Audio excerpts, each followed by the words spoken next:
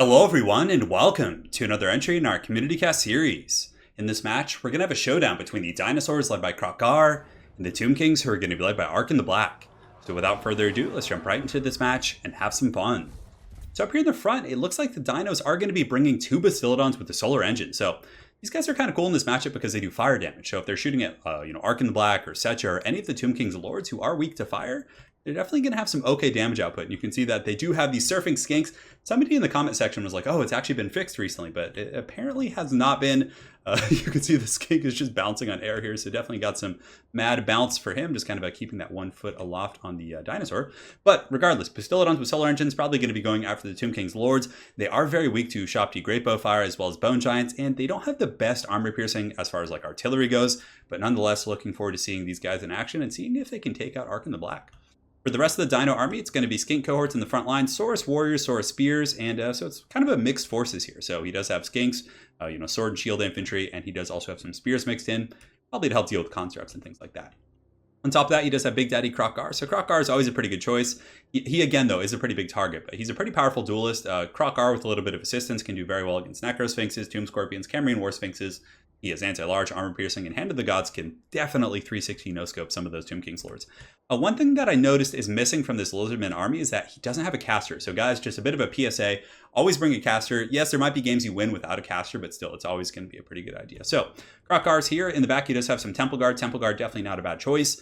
With their 85 armor, they're going to be very durable against Tomb King's infantry and against the constructs, anti-large armor piercing charge defense. Definitely very solid stuff. He does also have a Rev Crystal, so the Rev Crystal is going to be dropping some hot heals, probably on Kroq-Gar or these dinos who are already just assailed by that fire over there. Over here in the forest, he does have some far vanguarded Chameleon Skinks, so getting a little bit hog wild with these guys. Definitely going to take them some time to creep over here. I think he probably anticipated that his opponent would deploy in the high ground here because most players just kind of claim the high ground position. So they're going to have quite a hike to get over to the main fight. For the Tomb Kings, he does have 3 Ushapti Great Bows. So man, those guys are just going to lay into those Bastillodons. That is going to be massive damage against those guys as well as Kroq-Gar. Heavy armor piercing, heavy range, definitely very strong. Ark in the Black, he does have a Tomb Prince on a chariot. They're looking to run through the Lizardmen infantry with the chariot. He does have the Iro Titan, so he's got the Spirit Leech and Shem's Burning Gaze. And the Iro Titan's going to be pretty good if he can saturate it amongst his spears and other stuff like that. But if the Tomb Guard or Kroq-Gar are able to get onto the Titan, they'll definitely have a good time. Not Tomb Guard, the Temple Guard. In the back, he does have 2 groups of standard Temple Guard, or Tomb Guard. Man, I'm just so out of it today. Again, it's 100 degrees here in California, but nonetheless, 2 of the Tomb Guard. They're ready to go. So guys, without further ado, let's get this game on the way. So the Ushapti Great Bow Fire just raining in and doing massive damage against the Bastillodons with the Solar Engines. Definitely very unfortunate for the Dinos. And Bastillodons are relatively, they have 40 speed, so they're faster than infantry. But again, they're just going to be, it's going to be a lot of effort for them to get to a hiding spot. So what he'll probably end up doing, and you can see he's pathing backwards. Line of sight here is okay for the Ushapti. They do have a decent arc of fire, but he needs to scurry behind this rock and just use this line of sight blocker to block those Great Bows. Otherwise, he's just going to lose these guys incredibly quickly. In the meantime, Kroq-Gar is kind of patrolling about, maybe looking to kind of bait a fight out with Ark in the Black. Kroq-Gar could definitely put him in a trash can in a straight fight. Of course, Arkin does have Spirit Leech, and the Spirit Leech plus the Ushapti Great Bow Fire could be very, very devastating against Kroq-Gar. So, Kroq-Gar is going to be sweeping back towards the rock as well. Pretty much all of the dinosaurs are just they're facing extinction. The comet of the Tomb Kings is coming, and they definitely need to hide behind this rock so they don't get focused down by that Ushapti fire. But it looks like Kroq-Gar is going to opt to hide in the forest, which should work just fine. So in the meantime, the lizard people forces are gathering the Saurus with shields, and the Skinks and kind of their mixed forces front line is going to be engaging with the Tomb Kings. They'll definitely have the advantage here because there was so much invested into the Ushapti Great Bows that the Dino infantry just vastly outclasses Skeleton Spearmen, which have 18 melee attack or 14 melee attack. So yeah, they're not going to be able to do a whole lot against the Saurus warriors, but nonetheless, they'll hold them in place and allow the other units in the back. And you can see now that the laser dinos are going to be taking some pot shots here at the Iro Titan. He's not the most evasive of units, so the Iro Titan's just going to kind of face tank them, which is fine. And it looks like he's going to be dropping a Shem's Burning Gaze, and let's look at the damage. That actually did 400 damage, not bad. But the Ushapti Great Bows have switched back on. It looks like they're going to be wasting a little bit of ammunition on the Skink cohorts. He probably just hasn't given them their new attack orders yet. The Dinos are getting ready to face off, and Kroq-Gar is just looking to be going in a little bit balls deep. So the Spirit Leech does go down. Double Spirit Leech. Now, I don't think it stacks like that. I think you have to layer them. That's something I'll have to test. I'm pretty sure only one of those Spirit Leeches is ticking, so a little bit of a misplay from the Tomb King's player. So that's another thing that we can kind of teach you guys with this replay is that you always want to layer your effects like that. So unless they're different, but if it's 2 Spirit Leeches, you want to do one and then the other. So the Dinos have engaged in the front line. The Skeleton Spears await their charge here, and the Saurus Warriors with shields definitely should make pretty quick work of these Skeletons. Ushabti Great Bows in the back just shooting at Kroq-Gar. And Kroq-Gar is getting absolutely melted. You can see he has 3,000 HP. He has popped Cold Blood. The Rev Crystal was used on him earlier, and you can see the Temple Guard are going to be rushing forward to hit the Iron Titan. And the Laser Dinos actually getting a little bit of damage off on that Titan. Definitely pleased with their performance. I'm sure the Dinos are. And you can see that Kroq-Gar right here is just taking an absolute whooping still. I mean, this is just pure punishment. So he's probably going to get broken here and run. And the damage output that he's taking is just insane. He does pop the Sacred Spawning of Zodal to give him physical resist, as well as vigor and some other stats there, but that's probably not going to save him. As Ark in the Black, the Staff of Nagash can cast Spirit Leeches very, very quickly because it lowers the cooldown right there.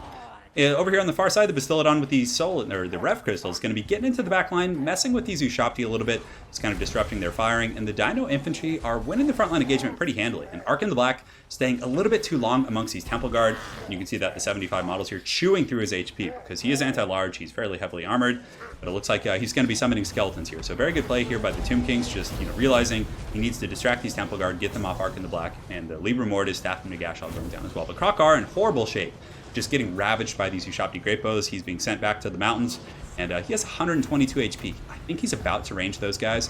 But at the very least, Kroq-Gar has allowed these solar engines to shoot the entire time, and now they're taking some pot shots at the Ushabti.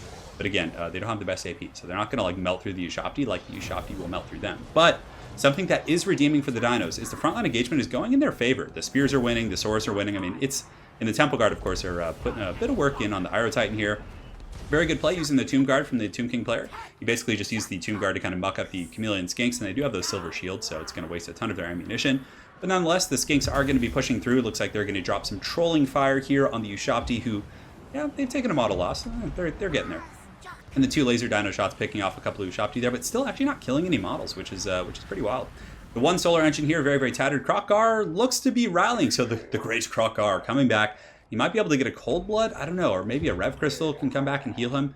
I think he already used his Cold Blood earlier, and I don't think he has any Skink Chiefs or Heroic units, unfortunately, so that's another thing. With the Dinos, you always want to bring those bad boys. But you can see Ark in the Black is going to be going out here. He's going to be chasing down Kroq-Gar. Kroq-Gar has popped the Sacred Spawning to most likely to give himself vigor and get back in the battle, and he's actually still fresh, which is just absolutely insane. But yeah, Ark in the Black's probably just going to Spirit Leech him. The Chameleon Skinks providing some decent kind of skirmishing fire, poking him down. Hand of the Gods blasting Ark in the Black in the face, doing massive damage. But Arkin, as a response for that, a Spirit Leech, he says, "Good night, my sweet prince. I will see you on the other side." And Kroq-Gar does fall, unfortunately. But not before he gives a ton of damage to Ark in the Black. And the battle's still pretty even, despite the fact that the Dinos have lost their leadership. You can see that the Spears, the chaff front line of the Tomb Kings is really crumbling. That's going to force the Ushabti Great Bows in a bit of a dicey situation. Like these ones, for example, are being chased off by the Skink cohorts. They should probably just turn and fight, to be honest. They can beat down those Skinks, no problem. Definitely a mistake you see pretty often. And the Temple Guard doing a good job with their anti-large armor piercing against the Iron Titan. So this is something else. You guys see the situation here with the Temple Guard, how there's only the front row and all these other ones in the back are just jumping and cheering. What you want to do in this situation is grab the Temple Guard, move them in a box behind this guy, and when they're moving past the Iron Titan and they actually have a pretty good surround, you then engage the attack order. So then that's going to get a full surround. So that's something else you guys can take away from this game here. I mean, they're fighting much less effective than they should be. But guys, look at this. Ark in the Black is very, very low, and the Laser Dinos just got a full-on chub for him. They're both going to be turning their sights. I think there's still... Oh, there's only one left. The other Laser Dino looks like it broke off. So here comes Ark in the Black taking a shot, but he actually does dodge it. 452 HP. But the Saurus Spears are pushing through. The Ushabti are having to retreat. Over here in the main line, the Saurus Warriors are able to, play a bit of a whooping on that Tomb Prince there. But Arkin is definitely in the wrong neighborhood, although the Laser Dinos are out of ammunition, so that is very, very bad for the Dinos. They really needed to finish off Arkin because now he's probably going to get some more casts off, maybe get another Tomb Blade of Arkin, and bring a lot more to the table. Over here we have some Tomb Guard and Saurus Warriors just kind of fighting, having a bit of a showdown here, but the Saurus Warriors definitely going to lose that. They're just vastly outnumbered, unfortunately for them.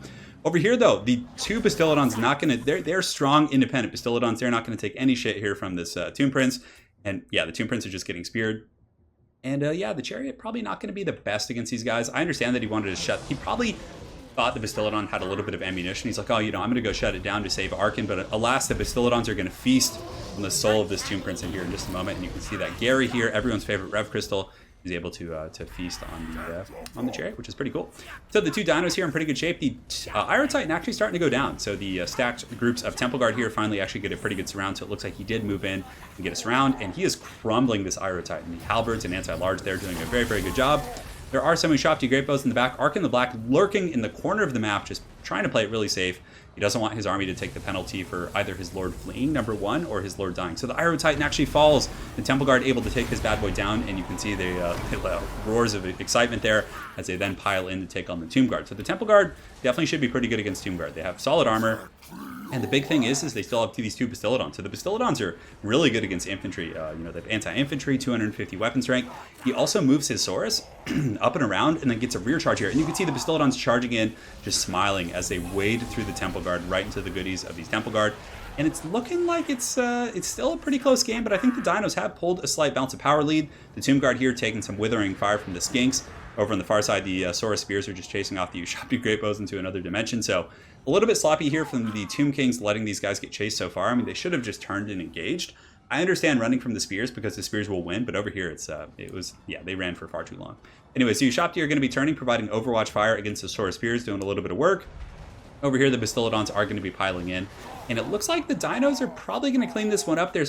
I don't know. It's hard to say because the Ushabti still could potentially kite, but again, there's just so many Dinos left, and the ammunition, these Ushabti are out of ammunition, so he obviously sent them into fight in melee, which is pretty good stuff there. But over here, these guys still have a lot of ammo, so if they're able to like wear down these spears somehow, maybe they could have enough Overwatch fire to take out the Bastiladons and then win in melee, but these are Temple Guard. Temple Guard are very good against constructs. You can see the Ushabti are just crumbling, just taking an absolute beating, and Gary and George here just stomping the couches of these Ushabti Great Bows. And for anyone who doesn't know that reference, the Dave Chappelle skit where he's Rick James and he stomps Charlie Murphy's guy. Not Charlie, is it Charlie?